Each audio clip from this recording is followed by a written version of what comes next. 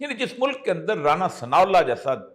شخص جو ہے وزیر داخلہ ہو اور وہ کہے کہ ان لوگوں کو شوق ہے جو اس قسم کی باتیں کرتے ہیں کہ میں ننگا کیا جائے، یعنی میں نے اس حد تک برا وزیر اعلیٰ نہ اپنی زندگی میں دیکھا ہے نہ دنیا کے باقی ممالک کے اندر دیکھا ہے جس طرح کا تمسخر ہو رہا ہے۔ تو اس وقت ہوتا کیا ہے کہ لوگ یہ سمجھتے ہیں کہ یہ صورتحال ہے کہ اعظم سواتی جو ہے اس کو 3 دن کا ریمانڈ دیا جاتا ہے، سلمان شہباز جو آتا ہے تو اس کو 3 دن کے لیے 15 دن کے لیے 14 دن کے لیے دی جاتی ہے۔ یہ آپ کے دنوں میں ایک چیز نقش کرتا ہے،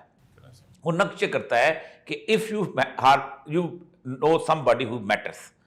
کسی ایسے آدمی کو جانتے ہیں، بے شک وہ بہت بڑے ادارے کا سربراہ ہے یا بہت بڑے ادارے کا آدمی ہے یا بہت بڑے سیاستدان